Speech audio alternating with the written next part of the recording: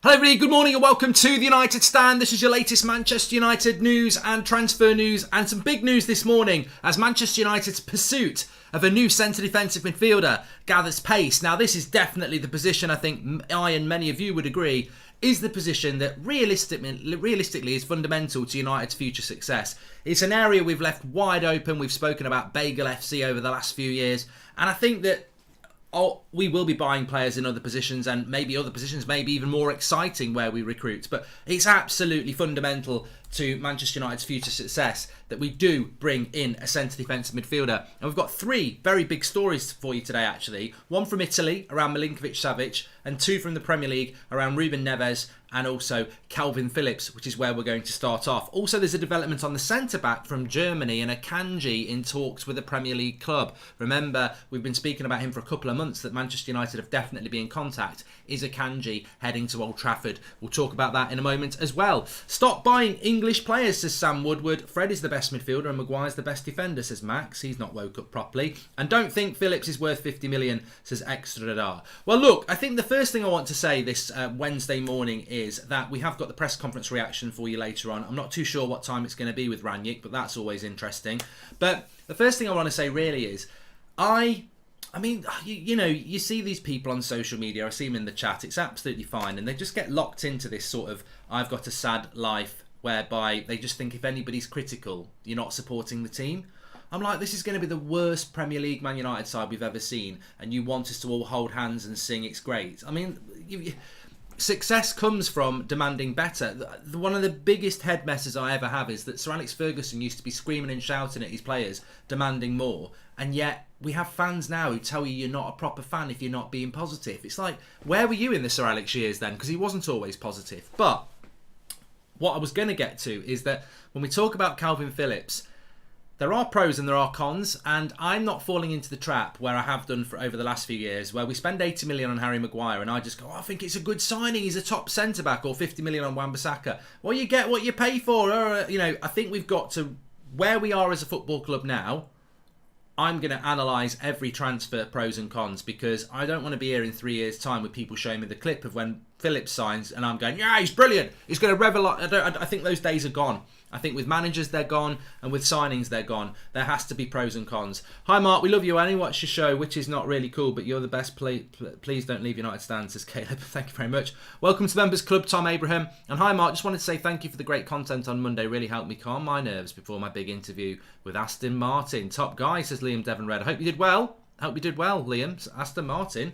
Wouldn't mind one of them myself. So, the story from The Athletic is that Manchester United are exploring the 50 million deal of Kalvin Phillips this summer. No official talks with Leeds, no official talks with Kalvin Phillips, but intermediaries are talking to discover the likelihood of Man United being able to do a deal with Kalvin Phillips for £50 million from Leeds. Now, he's got 2 years left on his contract, but obviously he'll have 1 year left on his contract if he doesn't sign a new contract this summer. So Leeds will be tentative about that, thinking, do they want it to go into the 1 year area? There's also talks this morning that Kalvin Phillips is going to change agents, which doesn't necessarily mean you're leaving, but can mean that. Hi Mark, if United never bought in Ralph Rangnick, do you think we would still be going into a rebuild over the next couple of seasons? Well, of course we would, Akil. Where another one who's not woke up. Where were you under Ole Gunnar Solskjaer then?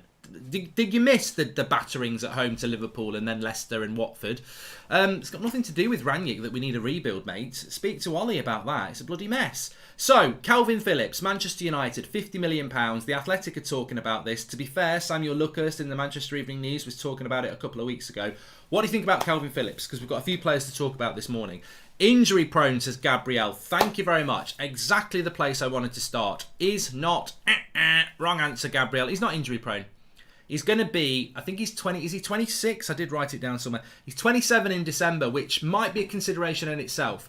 So he'll be 26 when we buy him, but at Christmas he'll be 27.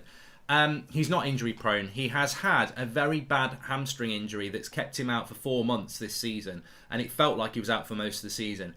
It's been a bad injury, but he's back from it. If you look at his previous history, considering he's 26, he's not really got any injuries. He gets one. I think he's had two in the previous 2 seasons where he was out for 4 games. I think an ankle and maybe something else. So he's not injury prone at all. But Ethan says he's 27 and he didn't play half the season. That doesn't mean... Do you know what injury prone is? Injury prone is what we did with Eric Bailly, where he had 3 separate injuries in one season before we bought him. Injury prone is Cavani, who's basically spends more of his time watching casualty than he does on the pitch. One injury, as I said the other day, I was talking about this. Alan Shearer did his cruciate ligaments in his early 20s, in the early 90s. He came back and he became the Premier League's top goal scorer ever. Like, one injury does not make you injury prone. So I don't agree with that. But what I would say is, will there be any long-standing issues from that injury? He's going to be 27 in December. Is that an issue for a player who, on a positive, is ridiculously energetic and tenacious and very good at pressing? Now, is he going to still be able to do that in 2 years' time when he's 29? Now, I think that's a consideration. You bring in a player for 50 million quid who is 27 in December, whose game is about relentless, energy. Is he going to be able to keep relentless energy up? Is that hamstring injury the start of more to come? And that's something United really need to get right. And it's probably the biggest negative, because if we spend £50 million or £60 million on another English player and they come in and they're not up to it, and he starts getting injured and he's not up to this level, the club, for all the new start and all the new things they're doing, will look absolutely like they have done for the last 9 years, where they've made big mistakes on recruiting people who are too expensive with dodgy, potentially dodgy futures. So I think United need to be very careful here, because the positives of Kalvin Phillips are that he's Premier League proven, which I'm not always massive about, but he's Premier League proven at a club that's not actually that good. Defensively, he does play holding midfielder a lot for Leeds. He does take the ball off the back four a lot for Leeds. He does dictate the play a lot for Leeds. And he's ridiculously energetic. He can play for 90 minutes at that level. So he's a massive step up on McTominay and Fred and Matic, because he's more energetic. He can play the football better. So it's a massive improvement on what we've got. And that in itself is an improvement. But my concern is 2 things. 50 million quid or more. I think you could get a player like that for £30 million from Europe. And secondly, 27 in December, we want somebody to come in that midfield and run it for 3 or 4 years. Is he going to be able to run a midfield at 28, 29, 30? And that's what United have got to look at. Because when you're spending £50 million on a player, you can't be for 2 years' work. So I think I'm not opposed to this deal. And there's a big thing I need to say about it. I'm not opposed to this deal. I'm not against it. But I'm going into it with my eyes open, and thankfully it's not me or you that's going to make the decision, it's United. And they've got to make these decisions correct, because yes, I agree you can get a similar sort of player from Europe for about £20 million cheaper. Yes, I agree that at 27 it's like, it could be perfect. United need to make sure they get this right. United need a complete reboot and need to get rid of at least 5 players, and Harry is one of them, says Oliver. Hi Mark, what I meant by that is, did Ralph expose the inner club structure? Oh yes, Akil, you might be onto something there, yes. He's a very talented, passionate player, and he would give us all, unlike most United players. Bring him on, can't be worse than Maguire, says Slow Sports News. Doesn't Phillips hate us? He's the Leeds captain after all, don't think he'd even want to join.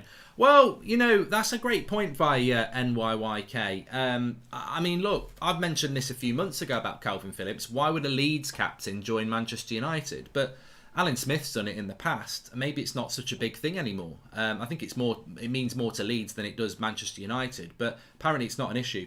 Just an overhyped English player, the next Phil Jones, says Jay. And hey Mark, what's your take on changing the medical department? Liverpool last year bought somebody in for rehab after their bad season, played with injuries. This season they've turned it around completely. Yeah, Soham, it is an area that we need to look at. But I suppose the most important thing about this Kalvin Phillips story is that Erik ten Hag is open to it. And what that means is he's sanctioned it. And what that means is he's told United that they're fine to continue working on it. So he's not said, I don't want Kalvin Phillips.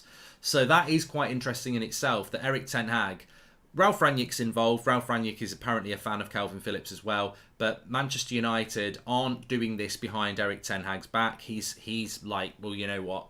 Carry on with it. We'll see what happens when we get to a point in the future. So we'll see what happens with it. But it's certainly a deal that Erik ten Hag isn't opposed to. And I suppose as we move on to other targets, the problem United have got in the centre defensive midfield position is that all fans want Tchouaméni. But as Romano said last night, Tchouaméni's looking to go to a Champions League club. That's not going to be us. Monaco are looking for a lot of money. That's not going to be us. It's not that we can't afford Tchouaméni or Declan Rice. It's just that we're not... If you're Liverpool or you're Man City or you're Chelsea, you can spend 80 million quid on Tchouaméni, and that can be your only big signing of the summer. They're not doing rebuilds. Because we're doing a rebuild, we can't spend £80 million on one player. We need to spend... We've got to buy 4 or 5 players. So... Just piss off. So, you know, I think it's really important that we consider that and how we build forward, because we've also got to be economical with the budget that we've got to try and get as many players in as possible as we can. And then that drops you down, doesn't it? Because if you can't get Declan Rice and you can't get Tchouaméni because they're too expensive and they don't want us, then you're not shopping at Harrods. You're back at Waitrose or even Tesco's. You're dropping down. And I spoke about this a couple of days ago, and somebody said it on a super chat as well. We've got to be realistic about where we are. This is not title contenders next season. This is not adding one player to make us title contenders. This is a complete rebuild of the first team. This is 7 or 8 players we need to buy. We're not going to do it in one summer, and we're not going to get the best players we can straight away. So we've got to think. We've got to think long term. I like Palhinha from Portugal. I don't know why we're not in for him, but you know, I think the concern is, and Reza says it's there, £50 million for an English player, and that might be cheap. They might not let him go for 50. So what if they want 55? What if they want 60? I mean, I'm worried about 50 million. And if we go above that, it's wrong. So, look, the way I'm going to look at this exciting summer that we've got ahead is that there are really exciting deals that United will do. But I'm not going to go into any deal going, yes, this is the best signing ever. Well, yeah, I just back the board. I back the director of football. I back Matt Judge and his negotiation skills. It's absolutely great. I think we've done that on and off for 9 years. We've made massive mistakes. We've spent over £1 billion. And what have we got to show for it? And I'm sure many other United fans, are going to analyse each transfer now and be critical of it, because I don't want to be in a position in 2 years, if Kalvin Phillips flops and people pull up a tweet or a video of me going, what a great signing, he's definitely going to make us great. What I want to do is be more even-handed and realise that not every signing works. And I would say, if we do buy Kalvin Phillips, my concern is how long he will be able to play at that level for us, because he's going to be 27 in December, which might not be a massive problem, but his game is so much about power and energy. Can he keep that going for the next 3 years into his late 20s? The price, of course, is an issue. But the cons are, you know, he's a very energetic midfielder. He's used to taking the ball in a footballing system under Bielsa. So, and he's better than what we've got. So there's pros and cons, and I think that's what there should be with anything that we do. We've got to go into it eyes open. So we'll see with Kalvin Phillips. But Manchester United are certainly looking at Kalvin Phillips, and I think we've got to expect that. Now, I'm not going to dwell on this next story too much, but it's coming from not Germany. It's coming from Spain, and it's in relation to Ruben Neves. His dream is to go to Barcelona, and I mean, God. I tell you what, I really think there is some bad stories being circulated this week. And it's so hard when you're doing the morning show, because I know in my head where the tears are. Not the crying tears, like who's a good outlet, who's a bad outlet, who's doing it for their agents. You can get a good outlet putting a story out like the Milinkovic-Savic one, which is a load of bollocks about Man United, which we'll talk about in a minute. But yet again, here's another story coming out from Sport. Manchester United are on the prowl for Frenkie de Jong. Ten Hag is thinking about making de Jong the cornerstone of his winning project at United. If there is a proposal close to 80 million, Barcelona will stud it. Absolute shite. Like, we can't waste our time on this bollocks. We can't. You know, we've got fans who will basically retweet and get excited about anything that fits their agenda. If I put a tweet out today saying that Dean Henderson's going to sign a 10-year contract and be England and Man United's #1 from August, some people would love it and believe it, even though I'm completely making it up. This Frenkie de Jong story is absolute bullshit. Absolute nonsense. So we're going to buy Frenkie de Jong from Barcelona, who wants to play Champions League football because he used to play under Eric Ten Hag, and we're going to pay £80 million to Barcelona, and we're going to give him 350 grand a week. It's just such a waste of time, and it actually damages the Kalvin Phillips story, because people will be like, well, I don't want Phillips, I want de Jong. And de Jong would be more De Jong would be arguably a better signing. Well, De Jong would be a better signing than Declan Rice. He'd arguably be a better signing than Tchouaméni. So we're like, it makes no sense because we're all sat here going, yeah, we're not going to get Rice, we're not going to get Tchouaméni. We need to be thinking about people like Phillips and Neves and Bissouma and people like that. And then there's a story about De Jong who's better than Rice and Tchouaméni. It's like, well, we can't get Rice and Tchouaméni because it's just too hard and too expensive. And then there's a story about De Jong who's better than them and he's going to be more expensive. It's just a nonsense story. I personally think it's to do with contracts and all sorts of stuff. But look, if we sign De Jong, I'm running around my garden with my top off. But it's just not. It's not what we're trying to do as well. Is this not? There's a story about Sebastian Haller I need to talk about as well. And people are going, piss off, don't want him, he's a bag of shit. And it's like, hold on a minute. 2 weeks ago, you were saying, whatever Ten Hag wants to do, I'm going to back him. Whatever he wants to do. If it's going to take years, we've got to take our time. And then 2 weeks later, we're linked to a player that these people don't want. Fuck off. I don't want him. I don't want him at my club. I don't want him anywhere near my club. And I'm like, where is the patience that's going to be needed? And signing a Declan Rice or a De Jong for 80, 90 million and using up most of your budget on one player is not where we're at. And I really, really hope that we don't do it. And Rangnick is certainly somebody who's going to tell the club not to do it because it's not going to help you rebuild if you spend all your budget on one player. It's like buying Harry Kane. We've got to get this right this summer. We've got to get 4 or 5 players in and start the rebuild and then do it again next summer. We can't just buy one superstar signing and expect it to turn everything around. We should always keep our leg on owner's neck now. No credit until we get proper results, says Jay. Okay. So anyway, there is a story coming out of Spain that Manchester United are interested in Ruben Neves, but his dream is to go to Barcelona. Now, I mention this because it's a Barcelona outlet talking about it, but also I mention it because, maybe that'll make people thinking they're going to replace De Jong with Neves and we're going to get De Jong. Maybe. I very much doubt it, but maybe. But more importantly, I think that story is interesting because it's the second time in about a month I've heard that Ruben Neves wants to go to Barcelona. And he is a player that United have been interested in before, definitely. He was on the list last summer as a CDM. And I think people think, Ruben Neves is going to go to Manchester United or maybe Liverpool or something like that. But you don't have to do that. Wolves is like, it's almost like the Portuguese national team, isn't it? And I think some of those players will be thinking about going back to Europe, back to Portugal, maybe not back to Portugal, but to Spain. And if you are Ruben Neves and Barcelona comes in for you, I think that might be a deal that he wants to do. But he is somebody that Man United are interested in. I don't know. I mean, I'll do a snap poll here. Who would you rather go for? I'd be very interested to see who you would go for if you had a choice between Neves and Phillips, because I personally think that for what we're looking at, you could make a good argument for either of those two players. But you can get involved in the poll there. The link's in it's in the chat. So yeah, it looks like Neves might not be someone United are looking at anymore. But I do think the Kalvin Phillips things has got legs. And before we move on to the next news story, do I like that story? I'm like that on it. In an ideal world, I don't want United to be linked to Kalvin Phillips, not because he's not a good player. I want to be linked to Tchouaméni. I want to be linked to Declan Rice, because that's the level that I want United to go to. But we're not at that level. We're not going to be in the Champions League. We're not going to be fighting for the league. We're probably going to be in the Europa League, and we're probably going to be fighting for 4th.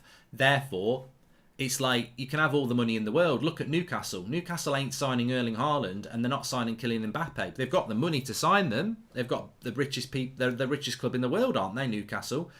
But you can't buy them because your club's not at the level where they'll come to you. And United are like that. We've probably got the money to buy Tchouaméni and Rice, but we're not the attraction. And therefore, you've got to shop down the next tier, haven't you? So we'll see. I can see Phillips working at United. I can see it not working, and I think United need to make sure that they're 100% right, because we can't afford to get that position wrong. More of you would go for Neves. He's got 66% of the vote at the moment, so that's interesting. Just before we move on to this Sebastian Haller story, there is a story coming out from Italy from quite a good source that Manchester United are in discussions with Milinkovic-Savic. Now, I would actually say that there's more chance of us signing De Jong than there is of signing Milinkovic-Savic, and I think there's zero chance of us signing De Jong. So Milinkovic-Savic just keeps getting linked to United. He's got to be careful because he's very, very soon going to be in the Schneider Club. You know, like the Schneider Cut? Well, there's a Schneider Club at Manchester United where basically a player gets linked to us for weeks and months and years and we never ever buy them. And Milinkovic-Savic has been linked to us. I remember doing video.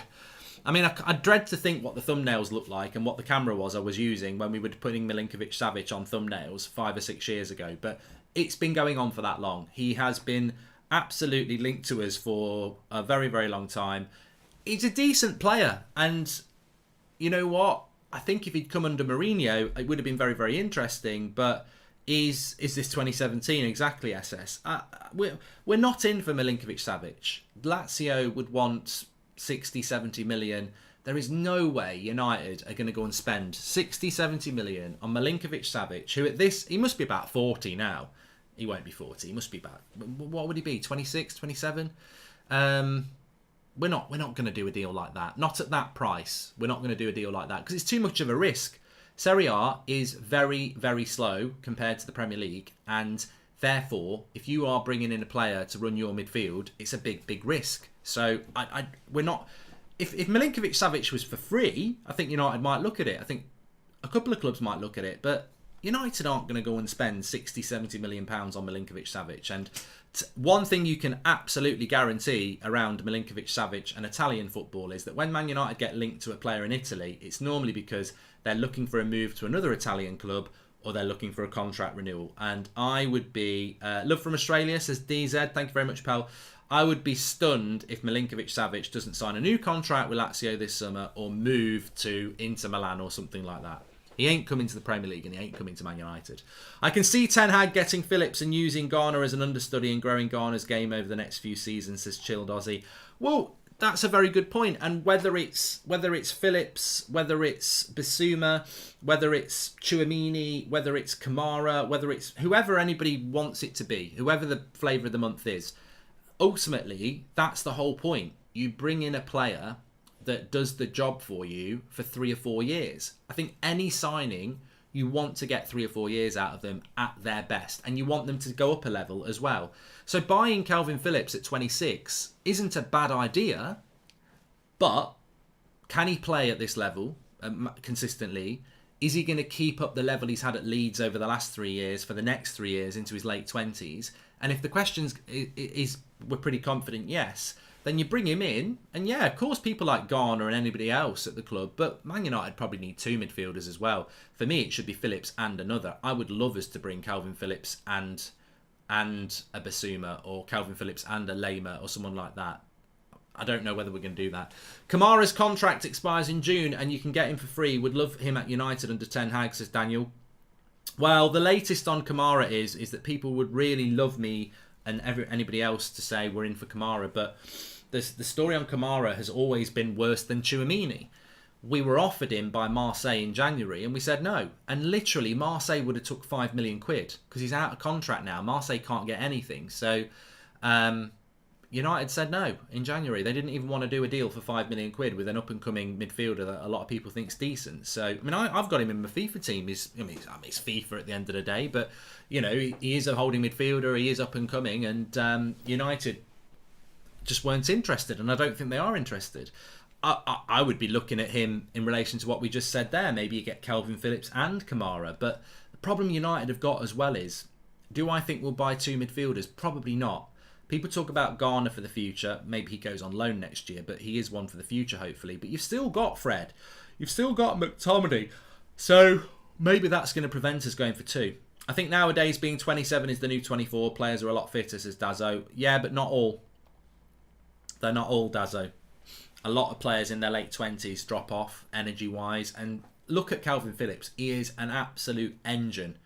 Is he going to be able to do that all the way into his 30s? Most midfielders will drop off in what they do and become more intelligent, which actually, Michael Carrick wasn't an engine. Maybe he just becomes a different type of holding midfielder. You know, actually, like a fine wine, you can become more intelligent as a holding midfielder. So, you know, all I'm saying with Kalvin Phillips is I'm neither pro or against it. If Ten Hag and the club decide to go for him, I'm behind it. But what I will say is I'm not going to start doing videos going, we've bought the best midfielder in the world, we're going to win the league, because I have done that a couple of times before and it's bit me on the arse. So I'm just going to be pragmatic and say we've got to be critical about every signing, and critiquing something doesn't mean being negative. My concerns about Phillips I've said, but the positives are Bielsa's football at Leeds was fantastic. It was wide open. You couldn't be a holding midfielder in Bielsa's team if you didn't know how to get hold of the ball and dictate the play and press. So what do we want? We want high energy passing as well. And he's done it in the Prem against, in a team that's not as good as what United should be. So it's interesting. He's 27 years old and Juventus have a strong interest in Savic. He's very physical, says Soham. That's probably where he'll end up. As an outsider, what do you think of Jesus being linked to Arsenal? Personally think he's using us to try and get a new deal at City anyway, says Nathan. Look, we're a United channel, Nathan, but I think Arsenal should be going for a more direct striker who scores a lot more goals than Jesus, who's more about the build-up, but doesn't mean he wouldn't work. And Jack says, Donny's going to be like a new signing next season, so a holding midfielder and a defender would be my priority, says Jack Reed. And thank you very much for the super chat there from Faisal. I appreciate that. I have pinned it at the top of the chat. If you want to become a member of the club, you can click the join button. Thank you very much for your support. We do have exclusive content for the members and you get a little badge in the live chat. The reason I mention it is we have a new video coming out for you today. It's a deep dive sort of scout report into Darwin Nunez using the stats system I use. We'll compare him a little bit to Ronaldo as well in relation to forward runs, link-up play, all that sort of stuff, deep dive. That's going to be going up this afternoon if you are a member, so check it out. It's a new bit of content. If you want to become a member, click the join button in the chat. Talking about strikers, see that transition there? Perfect. I'm going to talk about this story. It's coming from Charlie Wyatt in The Sun. Now, people straight away are going to go, oh, get out. It's The Sun. What are you talking about, Goldenbridge? We don't listen to The Sun. So he's saying that Manchester United might look at Sebastian Haller as a striking option because he's only got 2 years left on his contract. Now, obviously, Sebastian Haller flopped at West Ham and has done really well at Ajax under Ten Hag. So look, 2 + 2 is 6, or 2 + 2 is 4. The interesting thing is, for anybody who says it, and I was waiting for somebody, Simpwell says The Sun is crap. This is the same journalist who last week reported that Harry Maguire had the bomb threats. So, he's a load of crap, he's talking out of his arse, but then everyone was listening to what he wrote last week about this bomb threat that Harry Maguire's had. So, that's how I work. That's how I work. Welcome to the Members Club, Puns. Thank you very much for joining. And Daniel as well, thank you very much for joining. But that's how I work. I'm like, well, you got a journalist last week that everyone's quoting. It's on Sky. It's on, it's on the BBC. You got Simon Peach and Simon Stone talking about it. That was broken by Charlie Wyatt in The Sun about Harry Maguire having a bomb threat. A week later, he talks about Sebastian Haller. Oh, no. It's a load of bollocks. We're not having that. We're not having that. So, Sayson says bomb threat is not a transfer. No shit, Sherlock. No shit. What? No, what? No, it's not, mate. But what I'm saying is, in this world, when a journalist puts a story out and everyone goes, well, that's true. A week later, no, that's bollocks. It's not true. You know what I'm saying? I'm saying, like, well, either they're both bollocks or there might be truth in both of them. And I think there might be truth in both of them. And what it does show is that it's clearly getting information from somebody in the club or players if he knows about that. But then he doesn't know about that. So, in relation to Sebastian Haller, the reason I wanted to bring it up is because actually I don't think there's any truth in it. And I'm not being a hypocrite into what I've just said there. I don't think there's any genuine appetite for Manchester United to buy Sebastian Haller. I think he's probably somebody that Erik Ten Hag would maybe recommend. I don't know. But I don't think we're going to go for him. Welcome to the Members Club, Faisal. But the real reason I wanted to bring him up is that two things really. One, if we did go for Sebastian Haller, we'd be playing a very different style of football because he's not really he's a player that thrives on crosses and things like that and hold-up play, which is not really what United have done this season. But the most important thing is that if I mention Sebastian Haller and I can see people in the chat going, fuck off, I don't want him, he flopped in the Premier League, this, that and the other. Is that not, again, what we're talking about here? That why are we judging it? If we sign Sebastian Haller, are you going to seriously sit there going, what a fucking waste of time that signing is? What a joke. This club's a joke. We're literally buying the striker who's played for the manager that we want for the last year. So I don't think we are going to buy him, but what I'm saying is, if you are on board with this new regime and you are getting behind the manager, do you not think it might be a bit of a problem to sit back and start going, well, that's a shit signing. Why are we doing that? Oh, this club's a joke. It's a new era. If Erik ten Hag decides he wants to make Harry Maguire the captain, he wants to play Bruno as a false nine, he wants to buy Sebastian Haller, he wants to put Rashford on the wing and bench Sancho, Wan-Bissaka's going to be the first choice right back, and he really, really, really wants to spend 100 million quid on Michael Keane for his dream partnership of Keane and Maguire.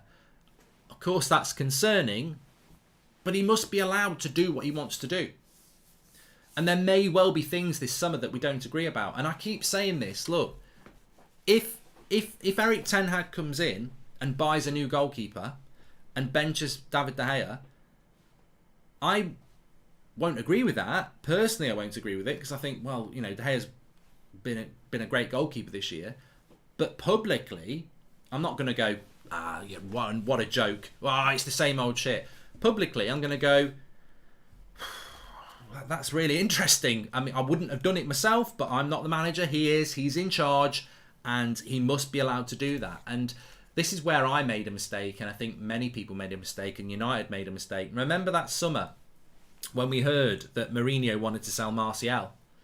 And I was like, oh, well done. I think the Glazers overruled it. And I was like, good. First thing the Glazers have done, good. Sit down, Mourinho. You're not selling Martial. And I remember saying it. I remember saying, well done to the Glazers for not selling Martial and not listening to Mourinho. And that's why every day is a school day. Because I would have been doing that as a grown man. I wasn't like a child. It was only a few years ago. And I was wrong.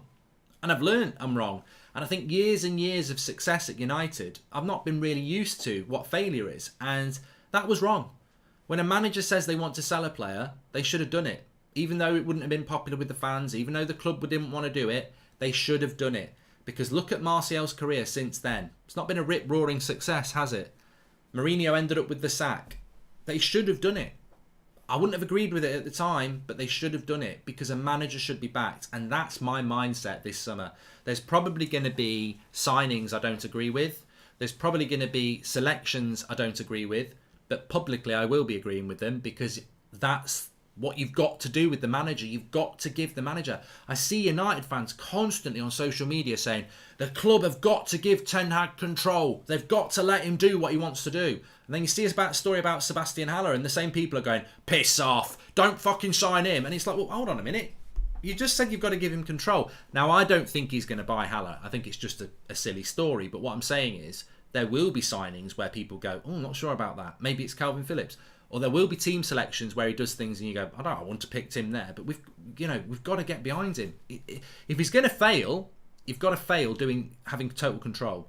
Happy 25th birthday to Stephen Doyle in Galway, says Alan McLaughlin. Thank you very much. Happy birthday to Stephen. Hope you have a good day. Mark, Philip and Neves would be benching McFred, so we'd have a midfield at least, says Andy and Bruno.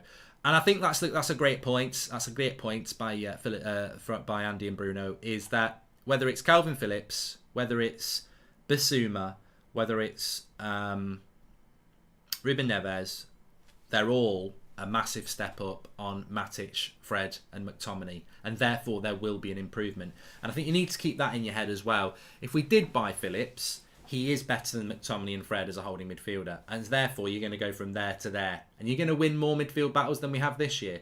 The issue is, I think if Fred, McTominay and Matic are down here for whatever reason, and Phillips and Neves are here, I think Tchouaméni and Rice are up here, and De Jong, and that's the thing, isn't it? I'd love us to buy De Jong, but I just don't think it's going to happen. The final thing I want to talk to you about is improvement is going to be key. I think Ricky made a great point on Sunday night where he said, fourth place is another 7, 8, 9 points to where we are now. And we've had a crap season. We only need another 7, 8, 9 points and we would have fourth place. And we've had a shite season. Arsenal and Spurs are better than us, but they're only 5, 6, 7 points better than us at the moment. So if we've had a really, really bad season, which we have, and we're only 3 more wins away from being into fourth, improvement is really there for United. Not title winning, not even being close to title winning, but getting back into that 4th spot is there. Of course, everyone else is going to try and be stepping up this summer. Phillips is not better than Fred, says K Robbo. Well, I can show you graphs and stats and actually just watch a game of football he is. Can you imagine? All I'd say to that is, right, let's go back to prime Bielsa ball with Leeds when they got promoted. Can you imagine Fred as a single pivot ahead of Leeds' defence, taking the ball off the back 4 and playing high press, high passing, accuracy football under Bielsa? I think Fred would be absolutely out of his depth. For one, Fred's not a holding midfielder anyway, so I don't know why you're comparing Fred to Phillips. Fred's not a holding midfielder. The ball bounces him off like a bouncy castle. Fred's a box-to-box player anyway, so I don't know why Fred would be compared to Kalvin Phillips. We're talking about a player to take the ball off the back 4. And Fred can't do that. And he would never do it in a team that Bielsa was doing for Leeds. So give Fred some credit. I think Ranić's got a lot more out of him than Ollie ever did, but he's not a holding midfielder. Not at all. Anyway, there's a story coming in from Germany that Akanji is in talks with the Premier League side. Very interesting because they don't reference Manchester United, but Manchester United have held talks with Akanji in the past. We need Moneyball strategy in the market, says Pun. Yeah, I love that film. So Akanji is in talks with the Premier League club. Now, nobody knows who it is. Man United have been linked to him. A lot of people are going, well, that means he's going to West Ham or Everton because he's not coming to us because we're getting Timber. But again, I'm going to critique this. Akanji is 27. You haven't got Bayern Munich queuing up for him, which is always a big signing. It's always a big sign. If Bayern Munich aren't buying a player or in for a player from the Bundesliga, I'd avoid it because Bayern Munich hoover up all the talent, especially from Dortmund. So Bayern Munich don't want Akanji. That's a big sign straight away that he might not be all that. And certainly Real Madrid aren't looking at him, or Liverpool, or Man City. So Akanji is not one of the top centre-backs that we would like to be getting. It doesn't mean we're not going to get him. Doesn't mean he's not bad. I mean, Dortmund play a brand of football that's much better than United, so he is a better centre-back. I mean, look, he's better than Lindelof, I think. He's better than Maguire. If you want to play a high line and a passing style of football, I think he's better than them, but I think there are better options than there. Personally, I don't think we'll get Akanji. I think he will end up probably going to a West Ham or maybe an Everton or maybe even a Newcastle. But I don't think Akanji will be coming to United. In fact, I could see Akanji going to Newcastle. Actually, I think that might be the sort of profile of player they go for in their season 2 rebuild. But I don't think we'll go for him. Pau Torres is the best available, says Han. I'd love Pau Torres. I wasn't going to talk about Pau Torres, but you've pulled me in. Man United are definitely admirers of Pau Torres. We always have been. I remember a year ago we were doing shows about Pau Torres and other options at centre-back. And then Varane became available and everybody wanted Varane. I mean, we're all geniuses in hindsight. There's people now saying, I didn't want Varane at the time, I wanted Pau Torres. Yeah, right. You didn't want Real Madrid's best centre-back. Well, no, Ramos is probably their best centre-back. But you know what I mean. He's a brilliant centre-back. But we were in for Pau Torres, and we still do like Pau Torres. I'm going to be very interested to see how Pau Torres plays tonight against Liverpool at Anfield under that relentless attacking pressure. I like Pau Torres. I like the fact that he's left-footed as well. I think it gives... I've always wanted us to have a left-footed centre-back because it just gives you more balance to play that pass. Man City apparently are in for him. I'm not so sure Man City are in for Pau Torres. They've got Stones, they've got Laporte, they've got Diaz, they've got Aki. Do they really need Pau Torres as well? Are they really looking at centre-back? I think Pep's more looking at this Haaland deal and maybe a CDM, maybe a Declan Rice deal. So I don't know. I don't think Man City will go for Pau Torres, but it wouldn't surprise me if a Chelsea did or something like that. So, you know, it might be a difficult deal to do. But I do like the idea of Pau Torres. But we'll probably end up with Timber, really. Hi, Mark. I'm all in for Ten Hag, but our scouting department still has this Premier League proven obsession, and the price mid-20 and 50 million, says Klaus. Thank you very much, Klaus, for that. Anyway, look, I just want to check something. Bear with me. I'm pretty sure I was told earlier on that the press conference is actually at... 3 o'clock press conference for Ranić. Don't know why it's at 3 o'clock, messes up my FIFA stream, but look, these Rangnick press conferences are gold. So we will be live just after 3 o'clock for Rangnick's press conference then. A little bit later than planned. No news on Paul Mitchell at the moment, Jordan, but that's probably the sort of question I would hope that would get put to him. Can I just say, from a centre defensive midfielder point of view, I don't know what's going on with any potential court cases or anything like that, so I can't comment on anything like that. But the CDM I've always really liked, who I think would be really good for Man United because he plays in a style that is about playing out from the back, is Bissouma. I do think Bissouma would be a good signing, and I think I would not be surprised if in a year's time he's playing for Villa or maybe somebody else that's not Brighton, and people are going, we should have bought him. I know it's a bit of a out there sort of theory. I know people rate him, but I actually think he really is. And I think he's younger than Kalvin Phillips. I think he's 25. So, look, I don't know. It's not fashionable to do it, is it? But you'd probably get him for about 35, 40 instead of 50, 55 for Phillips. I don't think there's a massive difference between Bissouma and Phillips, but for some reason we're not looking at it. Maybe it's to do, I don't know. But I like him, and I think he will end up moving and being a really good signing. I know Villa were really after him in January, so maybe they'll go in again. Right, thanks everyone for watching. Make sure you smash a like on the video. 3 o'clock we'll be back with the Rangnick thing, so I'll make sure I whack up the video for the members at 1 o'clock if you want to check that out, if you are a member. If you want to become a member, click the join button. A deep dive into Nunez is going up, and Neves got 66% of the vote over Phillips on who you would prefer, with nearly 10,000 votes, so we'll end the poll there. Thanks everyone for watching. Make sure you smash a like on the video, and I'll speak to you all a little bit later for Rangnick's press conference. I don't know about Twitch, Sean, because I normally do FIFA streaming at 3:10. I'm going to be live on here doing a Ralph Rangnick press conference, so depending on how long it is, I don't know whether I'll be able to fit Twitch in straight after. Maybe I will. We'll see. Thanks for watching. Speak to you all in